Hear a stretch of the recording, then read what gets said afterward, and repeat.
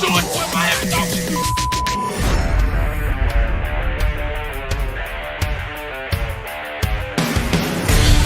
The pressure, he's in trouble. Loses the football. Touchdown! Got it! You have got to be kidding me. Jalen Waddle. It's a Dolphin touchdown. Throwing deep upfield on the near side, man open. Touchdown! Looking deep, he's got a man. Touchdown! The run from Tua Tagovailoa. Touchdown! He's going deep. He's got it for the touchdown. He's in. Touchdown! Tagovailoa trying to make up for it. Fire to the end zone. Touchdown! Beautiful day to be a Dolphin fan. 1, 2, 3, let's go!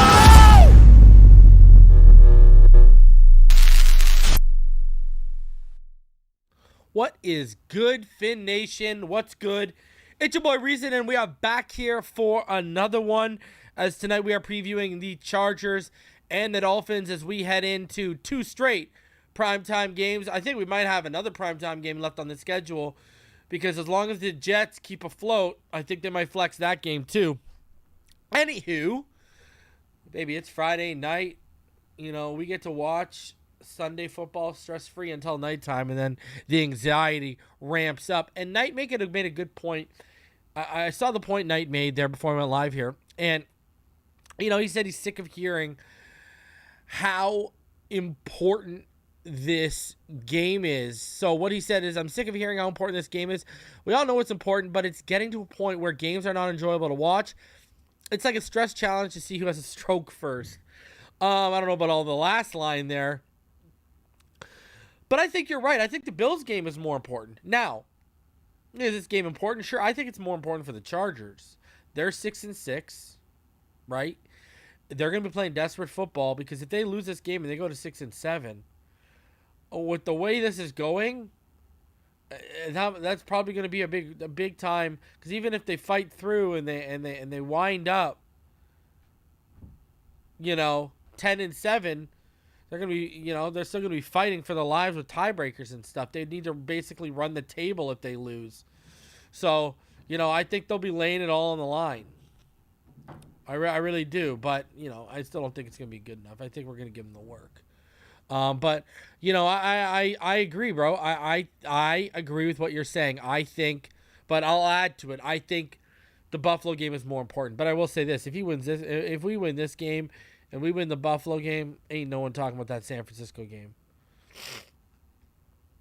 So, Knight says, I miss almost being average. I don't. I like being 8-4 and control, you know, having some control of our destiny as we head into the December month. Man, it feels good. Feels good. Just got to win. All you got to do is win. Take care of business. Right? That's it. TCB. Taking care of business. That's all you got to do. That's all you got to do. Knight, see, this is where you're losing me, brother. I almost miss being average, no expectations every week. Just do our best to win, brother. I'm tired of being the 8-8 when it was 16 games. I'm tired of being the 9-7. I'm tired of being the 7-9. I'm tired of that. It's time for us to be, now that there's 17 games, the 12-5, the 13-4. I'm ready for this. I'm ready for this next step, brother.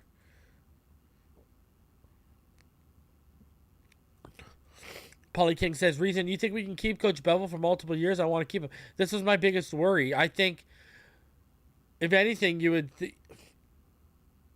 Frank Smith would need it. The only way I think he would stay is if Frank Smith gets a promotion, and then you can promote Bevell in-house. I think we're going to lose him after 1 year. That's what happens when you hire a guy who he's overqualified for what you hire him at in the NFL, and the results start speaking for themselves. I'm going to tell you this much. I would make him one of the highest paid coaches in the NFL if that meant he would stay here as a QB coach and move around as we need him. I'm going to tell you this. What did I say? Paulie King, what did I say all offseason? One of the best signings, player or coaches, all off seasons of any team was Darrell Bevell. Just saying. Sean says Tua about to end Herbie's season. Angel says Tua sends the Chargers to the couch and puts the Herbert comparisons to bed. Well, he's going to have a chance. You know, the thing when you look back at the Tennessee loss, when you look back at the Buffalo Bills loss the year before that, the win-get-in games, he never had a chance in the season to redeem himself. He got more than one chance. He got multiple chances to redeem himself after that San Fran game. And really, again, I'm not panicking like all these other Chicken Littles. How many losses in this last 16 games? 2? Come on. You know? Just because the cockroaches were waiting under the rocks, hiding, you know, holding the rock up a little bit, looking, waiting for Tua to have his best game, and then his a bad game, and then when Tua had a bad game, they all come scurrying out, you know, like food left on the counter. You know, it's just, I ain't worried, man. I ain't worried. I'm not worried. Tua gonna get it done. Tua gonna cook. Chef Tua gonna whip that work. So, Tua Herbert round 2, this time in prime time, and this time it's all on the line for the Chargers. And it's gonna be even so, you know, there's gonna be so many sweet factors of when we lay that whooping this weekend. Twitter's gonna be ablaze. Tua gonna go 2-0 against Herbert, while sending Herbert and the Chargers further down the totem pole towards the playoffs. It's going to be a beautiful thing. I'm going to tell you this right now. And the other sweet thing, the whole nation can be able to sit back and watch it. I love it. Ricketic says he is going to be at the game. Shout out to the homie Ricketic. People don't know, Ricketic legit one of the day ones over here. One of the best moments ever. I'm sorry, bro. Ricketic, you are always... Me and EM still talk about you to this day, man. Because, you know, that was just one of the greatest... That was like one of the most hilarious... Oh, man. That was just... Oh, man. We still talk about that to this day. Hilarious, man. Absolutely got nothing but love for the homie Ricketic. Man, people need to go back and see that. They ain't seen it before. Episode 36. I believe that's the 36th ever episode. But Ricketic is just wilding out. Because me and EM are just sitting there expecting Ricketic to come up there and come for me and EM's throats. And it's totally the opposite. It's hilarious. Shout out to the homie Robert Carrillo. He's upgraded the membership to the Hall of Fame, bro. Appreciate you. Appreciate you. And Ricketic says fun times, bro. Dog, when you pulled your wife on, I'm telling you, that's the moment we always talk about, bro. You know, we all know your boy Reason done ethered fools out here on these streets. But when you pulled the wife out onto the screen, son, you just, woo, just ethered the whole, oh my God, that was amazing, bro. That was like, you know, getting the nuke in Call of Duty within like 2 minutes. You know, that's what that was, bro. That was some good times, man. That was some good times, bro. Love that homie Ricketic. Good dude, too, man. Straight up, dude. You know, outside of the show, man. We cultivated a relationship after that, man. It's been a minute. I know he's busy, but that's a good dude, man. Appreciate you, Robert. He says, least I can do for you, Reason. Appreciate you, man. Or us, because it is our channel, you know. It's your channel as much as it's mine, right? Shout out to the homie EM Baller. He said, not enough weapons, battle line, bad coaching, and the excuses people making for Herbert. But with Tua, they were called excuses, obvious bias. Yeah, man. You know, when I started this channel, one thing I said, you know, there's a portion of our fan base, they wouldn't understand the word context, let alone learn how to spell it. And when we were trying to give context to the situation, we were being labeled excuses. Funny enough how when we also gave the context of, okay, he doesn't have this, he doesn't have this, but if you fix this, you fix that. What was I telling everyone? People would ask, Reason, is he a franchise quarterback? And I would say, Tua's shown me, and he's flashed, that if you if you give him weapons, an offensive line, a competent coaching staff, you might have your franchise guy. That's exactly what my answer was all year last year. I never anointed him in, but then I have anointed him in this year because he is a franchise quarterback. And it just, another time I was right. But at the same time, what Ian Baller is seeing what people are seeing is the flip side too, right? People are seeing for the first 2 years, he didn't have these problems. They went out and they got Corey Linsley. They went out and they drafted Rashawn Slater. They already had Mike Williams. They already had Austin Eckler. They already had Keenan Allen. Right? It was all about getting that defense better for them to make them a complete team. And that's why they spent the money on J.C. Jackson. That's why they made the move for Khalil Mack. Because it was about enough. If Herbert had that many more needs, do people really think they would have went and invested in J.C. Jackson and Khalil Mack the way they did? They did that because they thought that was completing their team for a deep playoff run. It's just the injuries have piled up for him and taken that stuff away. But he's had it the first 2 years, and what does he look like? Phillip Rivers with a better arm. That's exactly what I've said. And I've also said this. I don't even think it's so much on Phillip Rivers. And I know this is going to be crazy to sit here coming from a Dolphin fan since we haven't won since the 70s. But I think it's more on the franchise. If you want my honest opinion, they are a loser in disguise franchise. Now, reason, what do you mean by that? When you're always the team that's killing it we go back to the Tomlinson days. You're killing it in the regular season. Tomlinson's putting up over 2,000 all-purpose scrimmage yards. Tomlinson and Adrian Peterson are the only two players in the last 20 so years that are non-quarterbacks to win the MVP award. So that 2006 season, you had an MVP Tomlinson, you had Vincent Jackson, you had a stellar defense, you had everything beasted out. And what happened? The Patriots beat them. The Chargers have always been that team. They've always put great teams on the field, and they always look like, oh my God, is this going to be the year in the season that they're going to at least get to the AFC Championship? And then womp, womp, womp. Same shit every year. Losers in disguise. You're steadily drafting in the early 20s or the late teens, but you're never winning anything. You're losers in disguise. You're mediocre.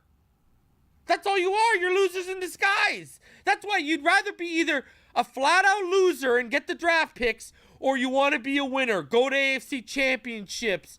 Go to Super Bowls. That's what you want, right? And exactly, look at what the Ian Baller's making the points here. Look at this. Look at the players they've had. We can add, Drew Brees, too, to that list. And what happened? Drew Brees left, and he won a Super Bowl. I think, I've said this, you can ask EM Dolphin fan. Ask him, I swear to God. Ask him. I've said to him, Justin Herbert is going to leave the Chargers one day and is going to go win something somewhere else. Mark my words. And guys are just naming off Junior Seau, Antonio Gates. Don't forget, Sean Merriman in 2006 was one of the best edge rushers in the NFL. People forget how good Sean Merriman was at that time. With the tinted visor, bro. Sean Merriman was a stud. They were stacked. Just saying. And you know what they were? Guys, they were basically the Ricky Williams era Dolphins with the quarterback. They had Brees and they had Rivers. And look what Eli Manning says. Eli Manning says, yo, I don't want to go there. And he goes, wins 2 championships in New York. And he beats Tom Brady twice for those championships when Tom Brady was consistently beating his brother in Indianapolis and those Chargers we're talking about. So I don't even think it's fully on Herbert. I think that franchise is just a loser in disguise franchise. If you want they're losers disguised as regular season winners. That's what they've been for the last 20. That's what they've been since Dan Fouts. Even when they get to the Super Bowl, when Stoyanovich would blow it for us, they'd still lose. So I'm just saying. You know what I mean? And Ian Baller makes another good point. Archie Manning did not want Eli, and I agree with you. He didn't want him to end up what he ended up with the Saints. I agree, 110%.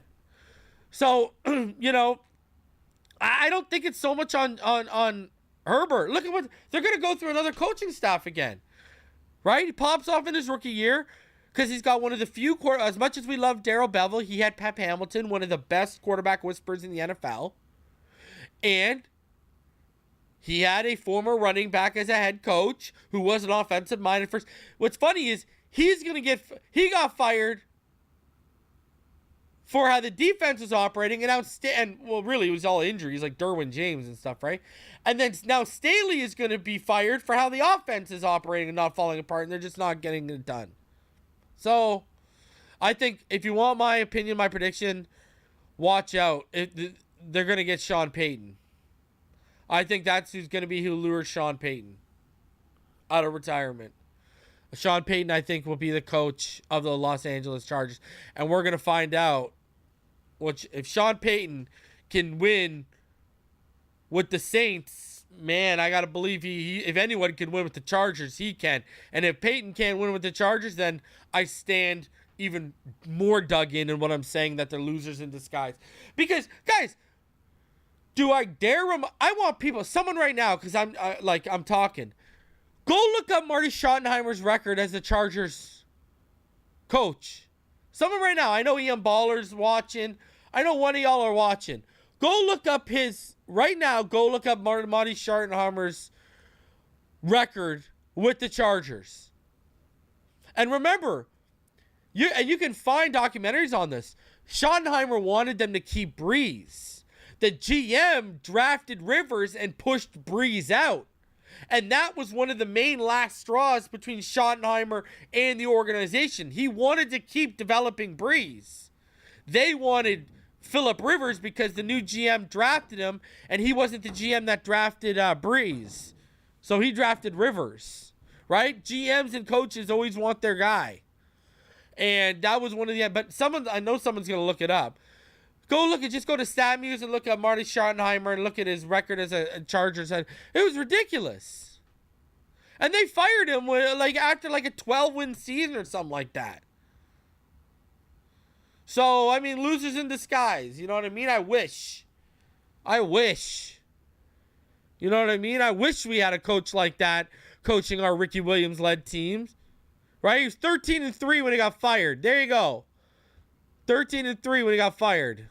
I wish we had a guy around. I wish we had a guy like that during the Ricky Williams era. We might have won something. Real talk. We might have won something if we had him. Because he wouldn't have stood for that Jay Fiedler nonsense, let me tell you. Anyways. Enough of that. Yeah, so I think Herbert's totally gifted. I mean, remember, I've been calling him... I've been saying it literally since after his rookie year that it's going to end up being Phillip Rivers, a more gifted Phillip Rivers, nothing but stats. So we'll see how it turns out. But I think it's really more so. That's just that franchise is just like that right now. I don't know what it is. Look at that, 14-2 and lost to the Pats in the AFC Championship game. Was it the AFC Championship game or was it the divisional? Look at Q. He looked it up. Q. 47-33 from 2002 to 2006. Just... Reason might be onto something here. Even in 2010, the Chargers had the number one offense and number one defense and managed to miss the playoffs. Bro, I don't know what it is. There you go. In 5 years with the Chargers, Schottenheimer was 80-47. Look at that. Look at what I'm saying. Vic Fangio, brother. If Boyer going, they're going to make a Fangio move. Liz, if we had primetime too, Dan. Okay, I want to bring something up, Ian Ball. I'm gonna break it up, and you just jog my memory. And we're all over the place on this rant, but let's put it this: it's what he's doing on the road that might get him in trouble, Topher. He's had really like one good. Okay, there you go. Come on, 47 and 33. So Q was right. Q was right. 47 and 33. This guy comes. You had me all hyped, bro. I was like, what's going on? Okay, so he's 47 and 33 plus 14. That's still amazing. Anyways, yeah, and I agree with what South Florida Don says here. 110%, Don. All right. Hey, the irony, huh? The irony of what I said. Anyways, let's go back to what Baller said here about Dan, because I want to say this. I think I've said this before, but I want to reiterate this. Every time his name comes up, I want to reiterate this.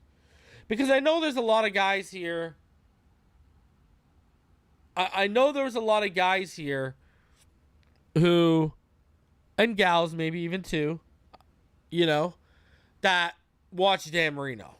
And were around when Dan Marino was in their conscious around. Because I'm suspicious that there's a lot of people who say they were watching Marino. When I've seen how people have acted about all this, how this whole quarterback thing is played out in Miami, I'm suspicious of some people out here who have said they used to watch him. Anyways, I want to talk about this. You know what the crazy thing? Do you know what the crazy thing about Dan Marino, if he played in 2022, would be? It wouldn't be the fact that he'd throw for 60 plus touchdowns and all this yardage. It would be the fact that if we got the same results, if we got all those gaudy numbers and no Super Bowls, do you know what people would have been saying when he got blown out in Jacksonville in his last game? I guarantee you there would have been people taking victory laps. There would have been people happy he would have been gone because they would have been sick of seeing all the numbers and never winning anything. I guarantee you right now. I guarantee you.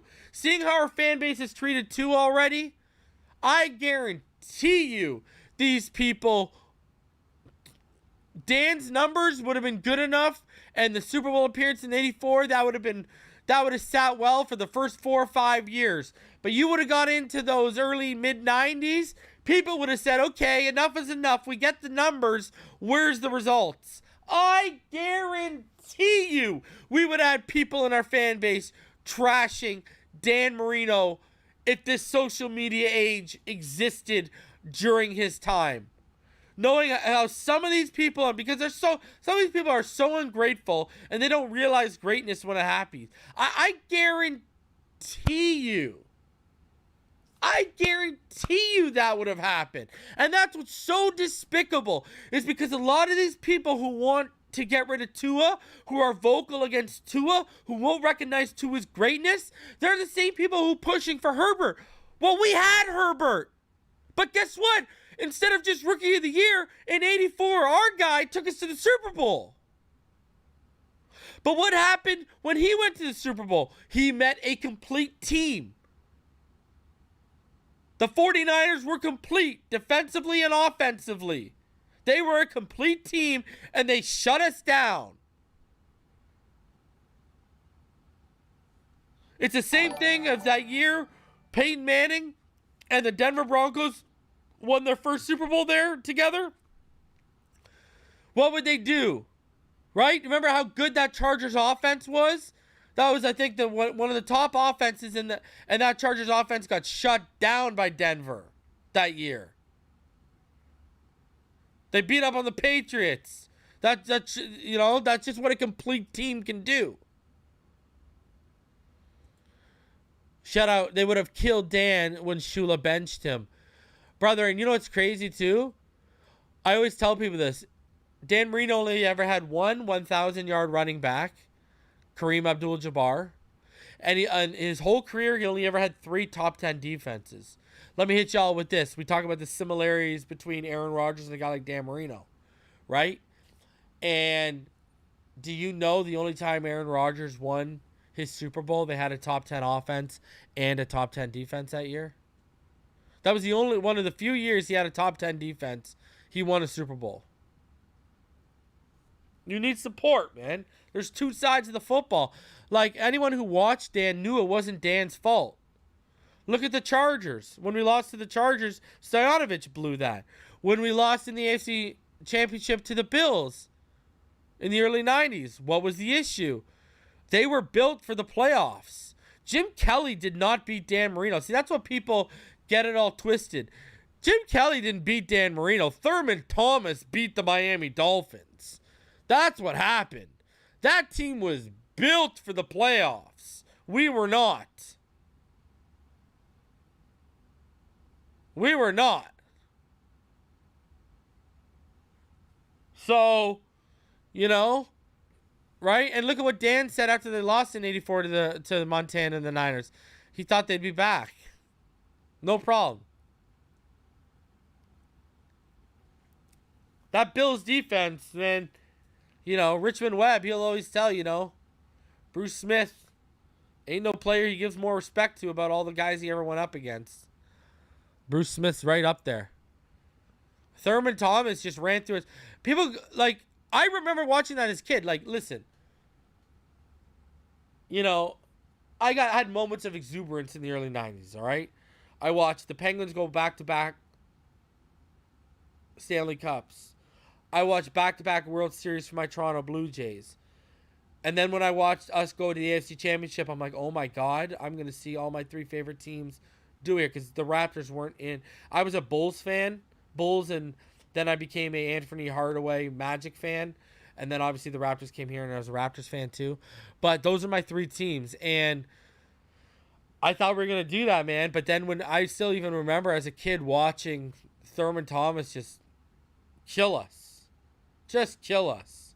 So I can only imagine how ungrateful and the kind of nonsense that this fan base, some of these idiots in this fan base would be spewing towards the greatest natural thrower of the football ever, Dan Marino. That should tell you right there how hard it is to win a championship. He is the greatest natural thrower of the football to ever play the position, and he couldn't win it. That should tell you how hard it is, man. Like, your team needs to come on at the right time. You need all three phases, right? And we're all sitting here every time Jason Sanders takes a game. You know, the defense on the road sometimes, right? This was the first game where the offense was like, whoa, whoo. You know, the Steelers, we were ahead the whole game, so we weren't, you know, panicking like this. So, anyways, let's get into this preview. We got a ton. We're going to do the 10K giveaway, 3 winners. Remember, if you liked, comment, and were subscribed on, I believe it was, what was it, episode 619, the 10K celebration episode, you were entered. We're going to be giving 3 winners. One will get a hoodie, one will get a t-shirt, one will get a mug, all of your choosing from FinsideTheNFL.com. Our shop. So we're going to be doing that at the end of the show here, so stick around. And then up until that point, we got a bunch of stuff to get into in regards to the game preview. So let's, without further ado, let's start it off. Let's get into the game preview. And this is what the weather looks like. It's going to be obviously dome conditions in SoFi, and it's gonna be mostly cloudy anyways outside, with about a 76 to a 70% humidity factor. There is a chance of precipitation, 24%, but that'll drop to about 8% by the fourth quarter. So dome, baby. Rain until the afternoon, and then starting again overnight. 4:05 original kickoff is now 8:20. We will be live reacting here on the channel. Man, I can't wait. The anticipation that builds for Sunday night games is unlike anything else, huh? It really is. It just builds and builds and builds, and I can't wait, baby. I can't wait for the Dolphins to come out and layeth the smacketh down on their Rudy Poo candy asses. Let's go. All right. Injury report for the Miami Dolphins. This is what it looks like. River Craycraft is doubtful. It doesn't look like he's going to play. Terron Armstead, we got a lot to get into with him.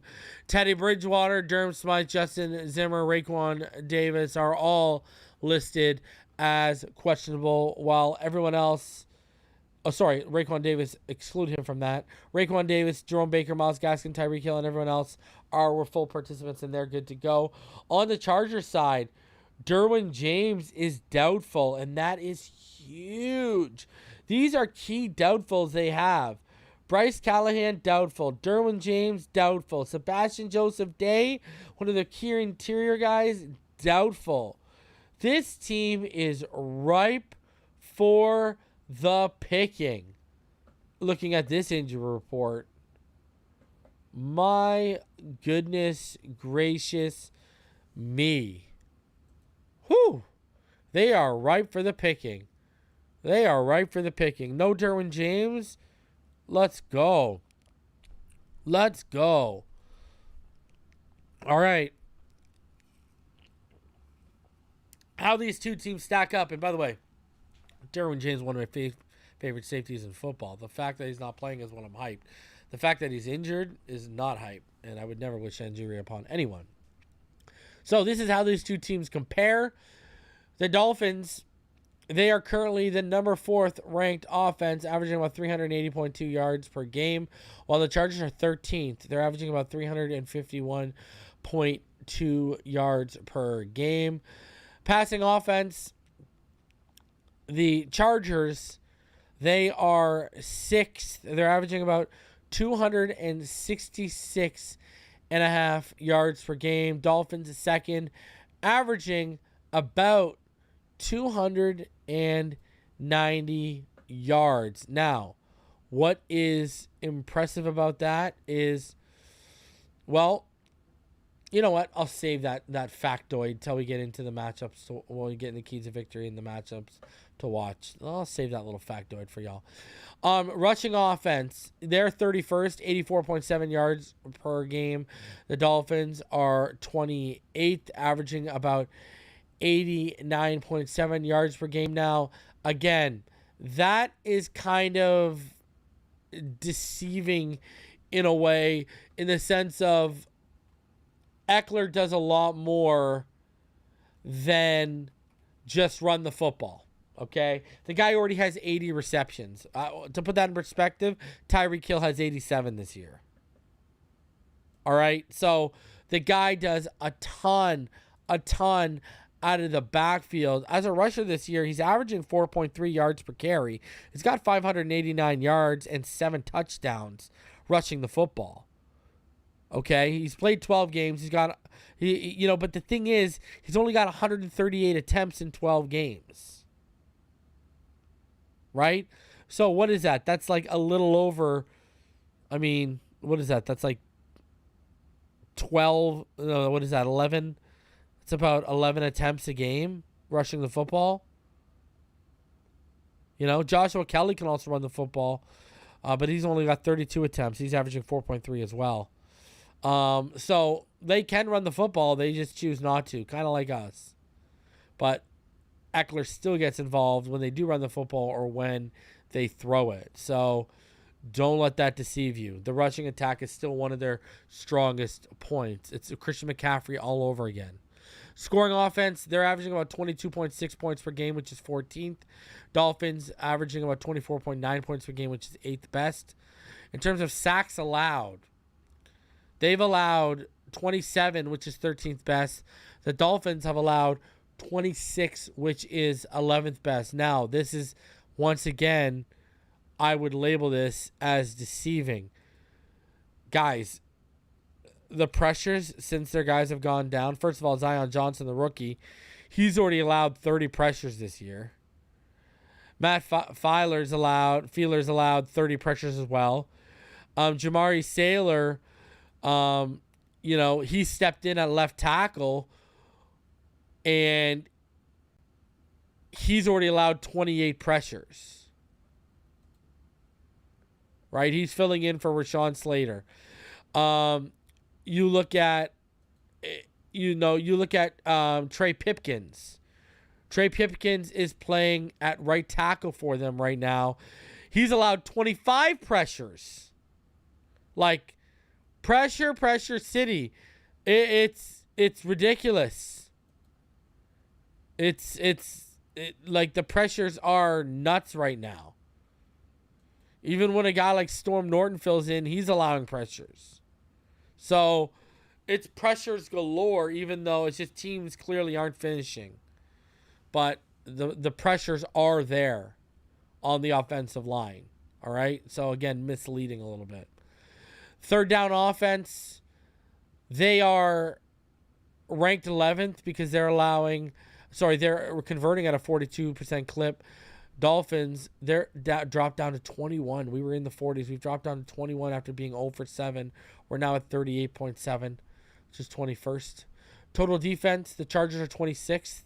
They're allowing about 371.7 yards per game. Dolphins, they're 17th, allowing about 344. Passing defense, the Chargers are the 19th best passing defense, so top 20. They're allowing about 220 yards per game. The Dolphins, they are 21st, allowing about 233 points per game. Rushing defense, the Dolphins are 9th. They're allowing about 110.5 yards per game. The Chargers are 29th. So, again, another bad team against the run. Another opportunity to get the run game going against a bad team. They're allowing about 151.6 yards per game, 29th in the NFL. Scoring defense, they're allowing 25.8 points per game. Dolphins allowing 24.1. Sacks, they've only gotten 22, which is 26th in the NFL, while the Dolphins, they've already recorded 29. Third down defense, they're allowing a 43.8 conversion clip, which is 25th in the NFL. The Dolphins are 24th. They're allowing 41.8%. And then in terms of takeaways, the Dolphins have 12, which is 24th in the NFL. They have 17, which is actually 9th best. And then giveaways as an offense, they've given the ball away the 10th best in terms of ranking, only 13 times. Dolphins, they've given the ball away 15 times, which is 16th best in the NFL. So you look at their defense is not impressive. Their defense is not impressive. They can't stop the run. And, I mean, they're top 20 pass defense, but they let points up galore. So, you know, ripe for the choosing. And, you know, and we're playing on turf. And that matters. And I'm going to tell you all why that matters. But, I mean, you know, you look at Asante Samuel Jr. this year. He's given up 6 touchdowns in coverage. I know he's out now, but Bryce Callahan, he's doubtful, but he's already given up 3. JC had given up 4 before he went down. So they give up. They give them up. I mean, you look at the passer ratings they've given up. Like, it's off the hook. It is off the hook. They when some of these guys are targeted, they're ripe for the picking, and let's take advantage. Let's get it done, right? Let's do it. So let's get into my keys of victory. We'll start off with the offense, the Dolphins offense. My keys to victory for the Dolphins offense are as follows. Listen, Tua needs to get back to form and his elite efficiency. You know, we go over to you every Monday. Even after that bad game, he's still the most efficient quarterback in the NFL. But he needs to get back to the guy we've seen making those routine throws, making the throws when the defense presents them. He needs to get back to that. He really does. And this is the perfect opportunity to get back to that form heading into that Bills game. Balance. Run the ball. I ain't trying to see no 8 carries. Okay? Inexcusable. Inexcusable. We're no longer against a great run defense now. Now we're back to being against these awful run defenses. So, I ain't trying to hear it, okay? There's no excuse. This is the 29th. They're allowing 151.6 yards per game. Let those boys, Mostert and Wilson, eat. Let them off the chain. Let them go. I mean, you look at our best games this year are when we have balance offensively, where we're running the football and we're throwing it effectively. Got to do both effectively to reach the levels we want to reach as a team in the playoffs. All right? Number 3, the turf is your speed's best friend.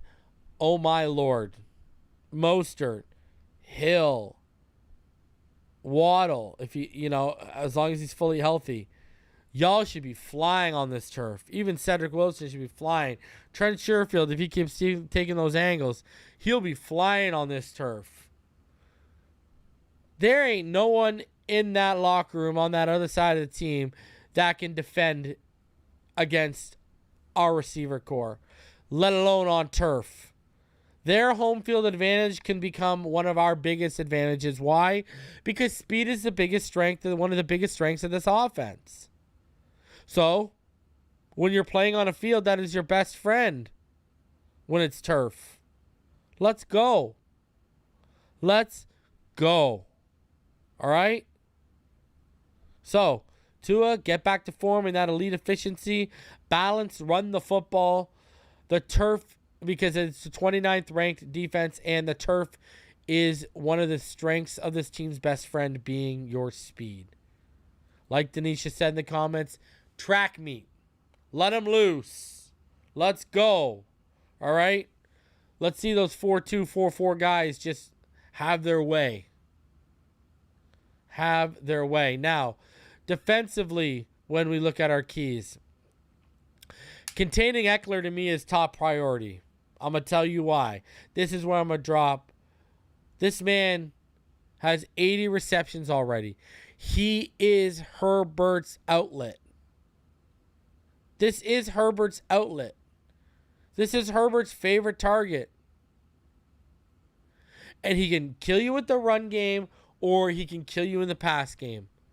That second level and those edge defenders are going to have to be on their P's and Q's defending him coming out of the backfield. Herbert's a much better quarterback and a much more gifted quarterback than Brock Purdy. Take away his best friend. Take away his best friend and push him to the sidelines. You're going to have a lot of success. So containing Eckler to me is a top priority. That's taking away the safety valve. That's taking away one of their biggest weapons. That's taking away Herbert's favorite target. Take him away. No excuses. The Chargers offensive line should be a 5-course feast for Miami's pass rush. Man, they should have breakfast, lunch, dinner, 2 different courses of dessert, any snack they want. I went over their pressure numbers for you. There is no excuse why we should not perform pressure-wise.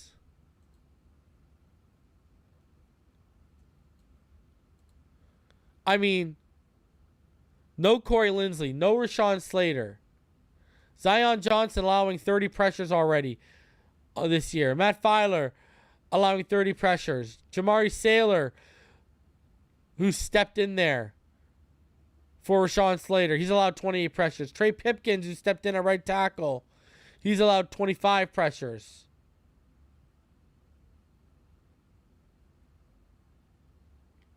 Let's go. Feast.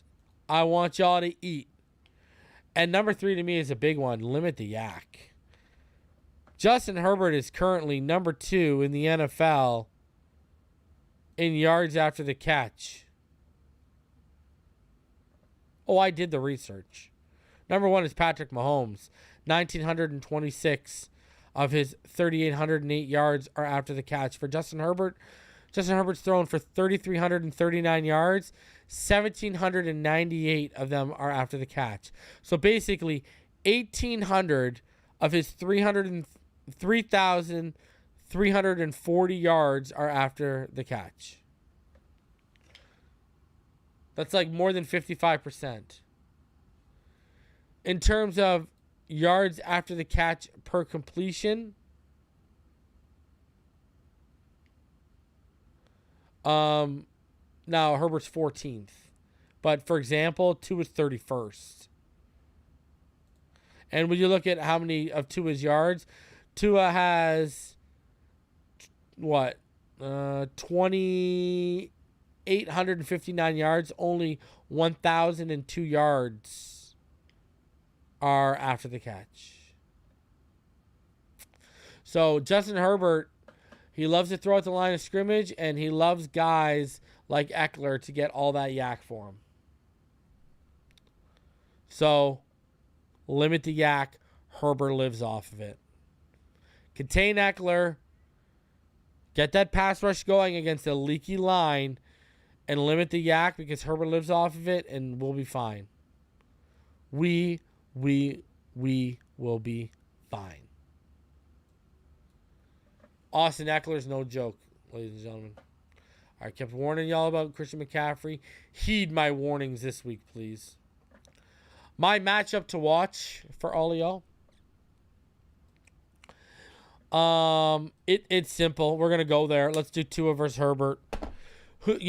Tua and this offense needs to rebound after that San Fran showing. Justin Herbert, they're 6-6. They're desperate. They need this win to stay alive. It's round 2. Ding, ding, ding. This time's in prime time. Herbert versus Tua. Let's go. This is the must-watch player matchup.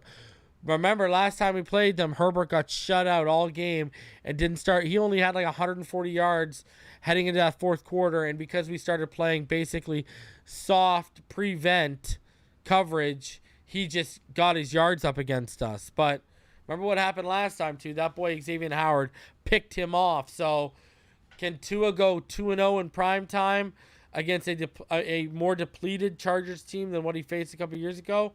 I think so. Let's go there. Tua versus Herbert, round 2, prime time. You'll love to see it, baby. That's the matchup to watch. Was there ever a doubt? Was there ever a doubt? Ask yourself this. Now, if you're a Patreon member, if you're a channel member, you know I reported last week that Terron Armstead was going to be trying to get fitted for an apparatus or a brace last week because he wanted to try and play through that pec. Well, Joe Shad tweeted this yesterday at the UCLA facilities where the Dolphins are training at as they prepare for their game. And this was Armstead after practice. He said, Terron Armstead said he couldn't lift his arm and didn't have power after the injury, trying to play with a harness, trying to give himself a chance to play. The toe will hurt all season. So there you go. Confirmation of what I had told all of y'all behind the scenes was going down. There it is right there for you. Terron Armstead, he's harnessed up, apparatused up, and he's a warrior, man. And it looks like he's going to be going this weekend.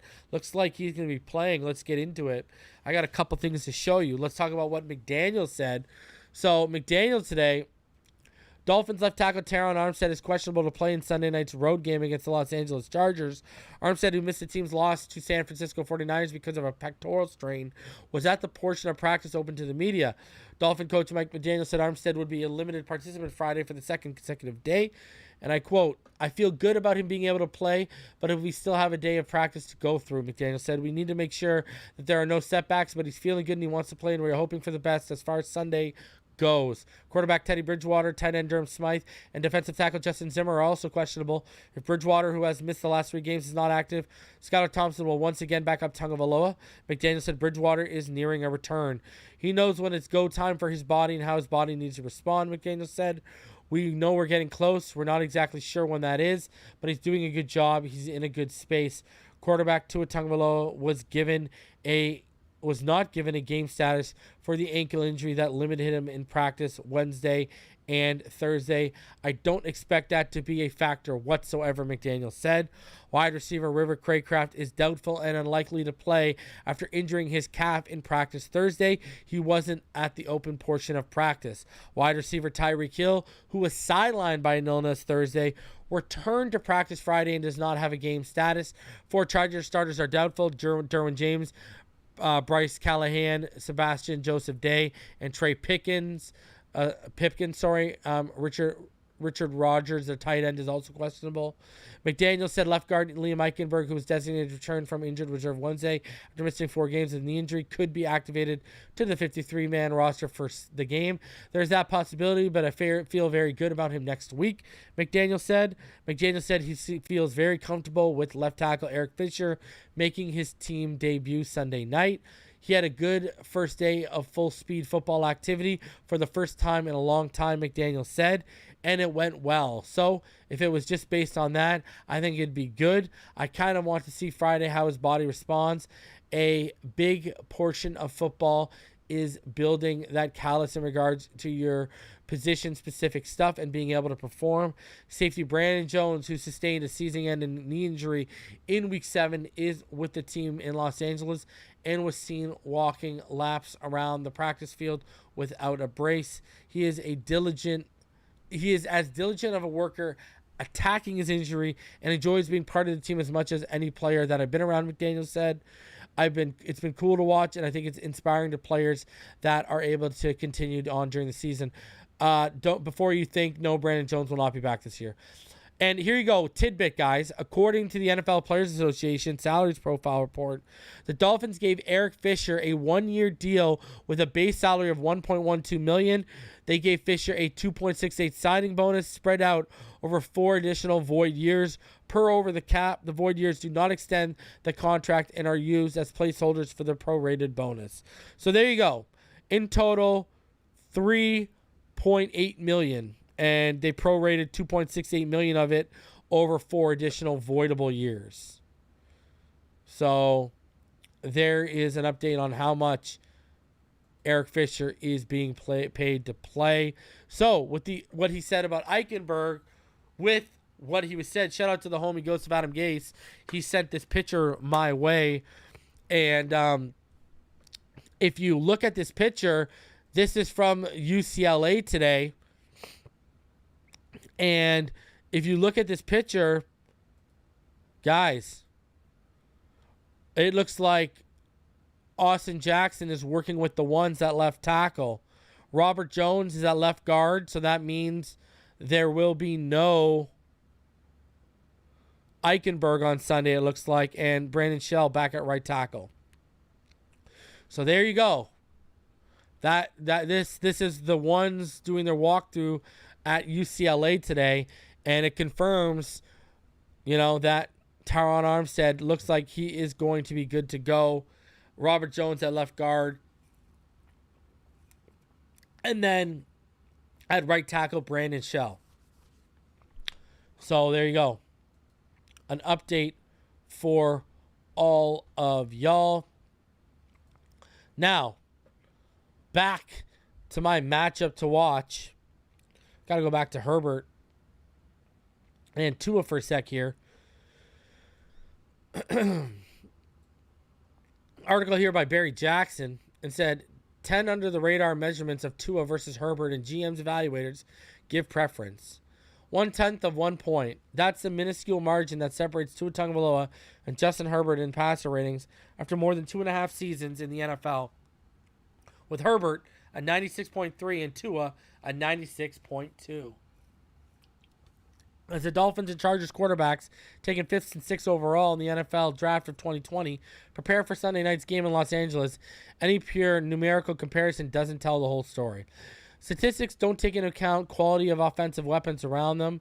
Tagovailoa's are superior this year. Herbert's were better the previous 2 seasons and injury plague this season. Quality of defense, Herbert's has been worse than Tagovailoa's every season. And the quality of coaching, clear edge for the Dolphins there. So let's look beyond the traditional stats such as touchdown passes. Herbert's has 20 in 12 games this season. Tagovailoa has 21 in 10. And interceptions, Herbert has 7, Tagovailoa has 5. And overall passer rating, Tua Tagovailoa is league high 112, Herbert is 92.3. And examine 10 more nuanced metrics that dispel myths and offer a reasonable comparison.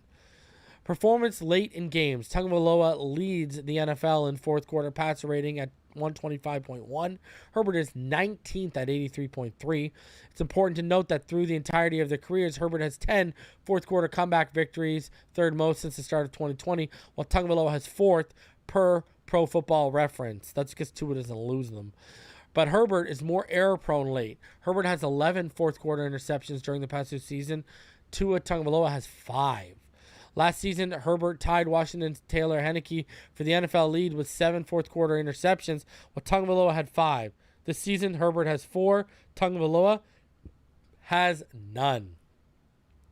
The dink and dunk argument. You might recall Chris Sims saying last December, the whole world can throw the ball 5 yards down the middle. You don't need to draft a quarterback at number 5 in the draft to throw the ball 5 or 6 yards over the middle. So it's notable that Tagovailoa, given a Pro Bowl receiver and a smarter, more aggressive play caller, is first in the NFL in yards per attempt at 9, while Herbert is 26 at 6.5 in yards per completion. Tagovailoa is first at 13.2, Herbert 30th at 9.8 in yards per completion. Playing this year within an offense that doesn't seem to maximize his talent, Herbert, who was hampered by rib college injury earlier this year, is averaging fewer yards per attempt than Tagovailoa did last season, 6.8 at 6.5. So there you go, a comparison to no weapons. Yards produced by the quarterback minus yards after the catch. Tagovailoa has benefited immensely from Tyreek Hill's ability to make contested and difficult catches, but it's worth noting that 64% of Tagovailoa's passing yards this season have come from air yards and just 36% are from yards after the catch, compared to 45 of Herbert's passing attempts this season have come from air yards compared to 55% from yards after the catch. Accuracy overall, because Tagovailoa is attempting fewer short routes than Herbert, that makes it even more impressive that he has a higher completion percentage of 68.1, which is 4th in the league, than Herbert, who's 66.7, which is 11th.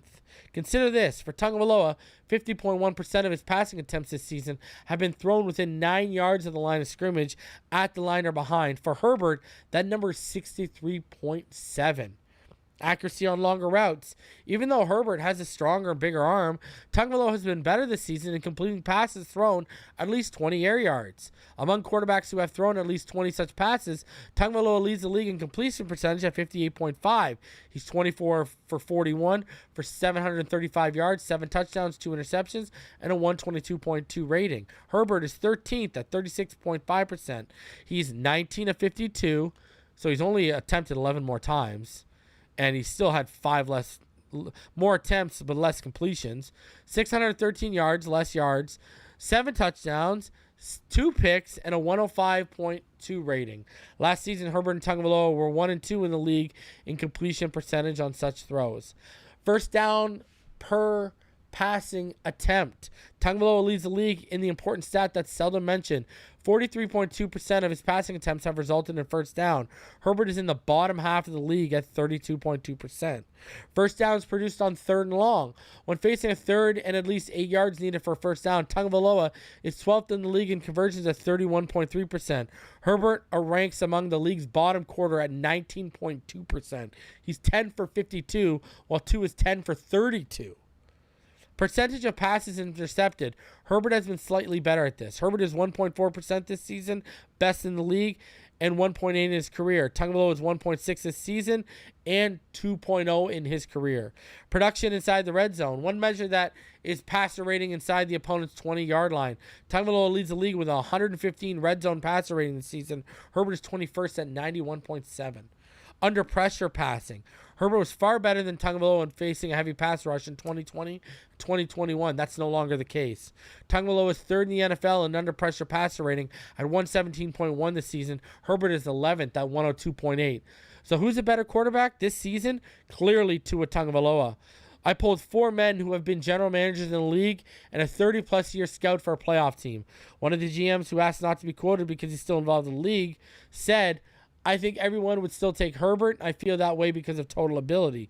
You've got a guy in Herbert that is big, can run, has all the attributes to be a Pro Bowl player. Arm strength is still very important, and you would think about durability issue with Tua unless he proves he can stay healthy. This is not to take anything away from Tua. He has exceeded all my expectations, but he's got better receivers, top guys who are healthy than Herbert does. He noted that Tagovailoa had Tyreek Hill and Jalen Waddle all year, while Herbert's top 2 targets, Keenan Allen and Mike Williams, have missed times with injuries. Tua is accurate. I don't want to sell him short, the evaluator said. I think he's at his ceiling. Then that's good enough. But I don't think he can carry a team without great talent around him. The gap has closed, and maybe Tua passes him. But if you have two guys who have shown they can perform, you have to go with the one with better physical attributes and durability. Former Tampa Bay general manager Mark Dominic said via text message, Tua has been great this season, but just look at Justin and his numbers. I'm still Justin. Another veteran GM agreed, noting that with comparable performance, he gives the edge to physicality to who is more physically gifted and more durable, which is Herbert. But Bill Polian, a former NFL general manager and 6-time executive of the year, said he's no longer sure who he would draft given the choice between Tua and Herbert. Asked which player he'd prefer moving forward, Polian said, we won't know for a while on Tua and Herbert. They're both playing well. It's obviously not a one-man game. People tend to think it's that. The only knock on Tua coming out was injury issues, and hopefully it's behind him. Both of them exceeded the standards of what's been drafted in recent years. You look at all those that haven't worked out. And the longtime scout said he would pick Tagovailoa, provided the 49ers performance was an anomaly, and acknowledges he's in the minority with that view. My concerns with Tua were durability and the fact he was surrounded with so many great players at Alabama, as opposed to, say, Dak Prescott, who didn't have a lot around him at Mississippi State. So as a scout, you ask, is it really him or the program? I would have taken Herbert over Tua before the draft, but I've seen Tua a lot this year, and I would take him over Herbert now. I know he has some injury issues, and he's not a big kid in terms of girth and size, but his accuracy is off the charts. That kid has got the gift. You can't teach someone to be instinctive. It's given to you. He's obviously got it in the vision to see plays develop. He's got a lot better arm strength than I give him credit for. His production, his touch, and his accuracy are exceptional. I still think Herbert is a very good player. To me, Tua has risen above the others. One particularly polarizing aspect of the discussion is record as a starter. Tagovailoa is 21-10, Herbert 21-23. But Herbert's defense has been far worse than Tagovailoa's and the Dolphins during their careers. And the Dolphins defense is ranked 15th in points allowed since 2020, while the Chargers ranked 27th. Tagovailoa is better than Justin Herbert, symbol Fox analyst and former NFL linebacker Emmanuel Acho said earlier this season. Justin Herbert will win off measurables, but keep in mind that Herbert would crush Drew Brees, Peyton Manning, and Tom Brady in all those measurables. What makes a great quarterback to me isn't measurables. Yeah, beauty pageant Justin Herbert will win all day, every day, but there's something to be said about the fact that decision-making means more. Justin Herbert leads the leagues in pick sixes, along with Matthew Stafford, over the recent 20-game stretch. Those interceptions mean more than we give them credit for. So, there you go. 10 nuanced comparisons between Tua and Herbert that aren't just the straight analytics right in front of your face. Shout out to the homie, the Watch Mister. That's the homie right there. And he came through, donated $4.99. He said, good, Argentina. I've been crying tears of joy for hours. Bye-bye. See you Monday. Brother, that was crazy, man. I thought Messi, man. After seeing Neymar get knocked out when he did everything he could for Brazil, I thought Messi was going to get it too. So, man, that was an awesome World Cup day today. The football. Gotta love football, man. And your boy, I tried to pull some Messi yesterday. I tried. It didn't work, but I tried. Anyways. Continuing. Oh, that ain't good. Give me 1 second, guys.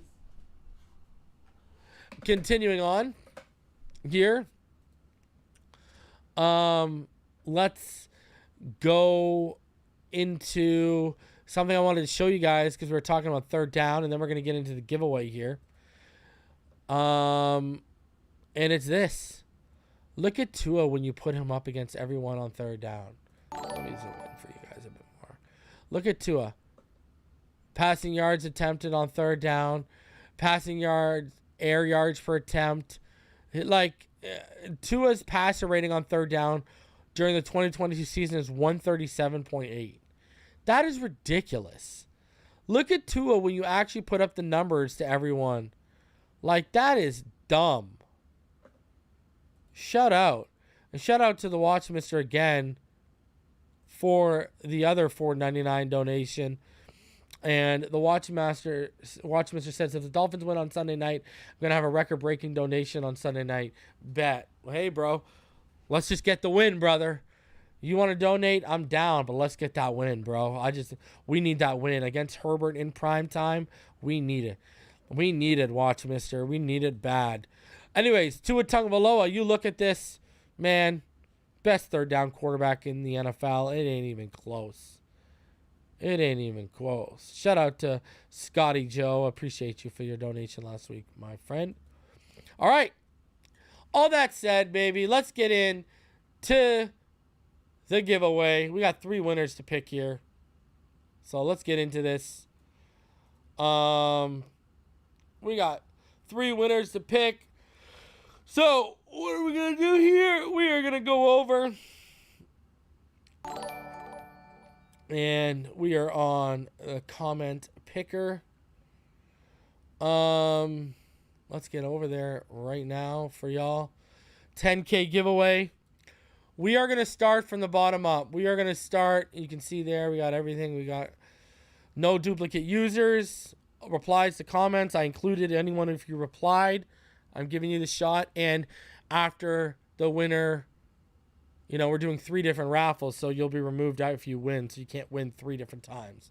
So we're going to start with the mug and work our way up to the hoodie. All right? So let's start off with the mug. Drum roll, please. Oh, hold on. Oh. What did it say? Ah, that's what. I didn't get the comments. Let's get the comments. All right, there we go. We got the unique comments. Now is the real drum roll. So, the winner of the mug. Franklin Lejeune, who said, congratulations, Reason. Been with you for nearly 2 years and love your content and definitely get my best information from you without bias and ridiculous takes or clickbait. Thank you for being there for Dolphin fans. Congrats on 10K. You deserve it, bro. So there you go. That is Franklin. Please email me, FinsideTheNFL at gmail.com. I need all the winners to email me so I can get your information and I can get you handled and taken care of. So the mug, Franklin Lejeune, you get the mug, all right? Now, and remember, you get to pick the mug of your choice. We'll go over that after I pick all the winners here. All right, t-shirt time. T-shirt winner. Let's go for the t-shirt winner. So the winner of the t-shirt is Nick Santana. Says, you're a lifesaver, Reason. COVID completely derailed the life my wife and family had as university teachers living in China. We started there back in 2014, and I used to wake up at 1 a.m. to stream Dolphin games. We lost everything we built in China, and we had to start over with nothing back stateside. All that said, you have been a damn near daily escape for me, Reason. I can't remember exactly when I caught on to you, but your insight and analysis are second to none. I totally understand and agree with what you said about having to remind people and also inform new viewers about your takes, which some may initially view as arrogance. Congrats on the 10K, bro. You built your brand up from scratch with great people around to support and contribute. I absolutely love Martin, Ballgame, and Richmond. As Martin would say, your team is perfect. Thanks for being an inspiration to those of us starting over career-wise in life. Great to see passion transformed into skill and success. Although I haven't been in a position to donate to your channel, I watch, I've subscribed, and I've told everybody, Dolphin fan, I know about you. Keep it up, homie. Game blouses. Shout out to you, Nick. Man, listen, like I say, if you can't donate, I don't care. Just smash the like button. You know, just smash the like button if you can't subscribe. That's all I need. Listen, great comment. Hit me up, FinsideTheNFL@gmail.com, so I can get you taken care of, and I can get a shirt sent your way, my friend. Now, next up for the hoodie. Who is going to take home the hoodie? Let's find out. All right, hoodie What do we got here? Hoodie. Gary Woodbury. He said, congrats on hitting 10K. Thank you, Gary. Please email me, finsidethenfl@gmail.com. So Franklin, Nick, Gary, please email me so I can get you taken care of and I can get your stuff shipped out to you. In case you were wondering, guys, you already know what time it is. Just head over to finsidethenfl.com. We got it there. We got we got the stunt on the hose. We threw it on a shirt for all of y'all. So go check it out. We got the sale going on right now. We got the him shirt. Look at this. If you haven't seen it yet, him with the one, you love it, baby. So we got the tees. Go check out the tees. We got the mugs. We got that 305 Uno mug up there. You love it. And we got the hoodies. And hey, yes, these are Gary, if that's what you want, there it is. But we got all these other hoodies for you guys too. All over the place. Check it out. finsidethenfl.com/shop. Congratulations to all the winners. I'm going to do another giveaway on Christmas Day, I think. Just keep you posted. It's probably going to be Christmas Day, but I'm going to do another giveaway too. So those are the 3 winners. Appreciate all of y'all for coming through and supporting the channel. Please smash that like button. Subscribe if you are new. It goes a long way. Now, before I get out of here, how do I see this game going? What is my prediction? I think the offense is going to cook. Derwin's out. That's the best tackler. The last line of defense in the secondary. I think Tua cooks. I think we're seeing a 3. I'm going to choose the Dolphins. I'm going to take the Dolphins. I'm going to go 33-23 Miami Dolphins. Okay, I think we get back. I think we light them up. Man. So I'll take 33-23 Miami Dolphins, all right? That's what I'm going to go with. That's my prediction. I like our chances, and I like them a whole hell of a lot. All right? Anyways, guys, I appreciate each and every one of you. I will be live at 8 o'clock on Sunday, and we're going to be doing the Finside After Dark post-game show. So be sure, right after that game ends, 11:30 Eastern, whatever the time is, we going live for the post-game show, baby. We going all night long, all night. So be prepared for it. I will see all of y'all on Sunday. Smash that like button, please. It helps out more than you know. Smash the like button on your way out if you haven't. Love each and every one of you. Fins up all day, every day. I will see each and every one of you on Sunday. Let's get it. Prime time to return.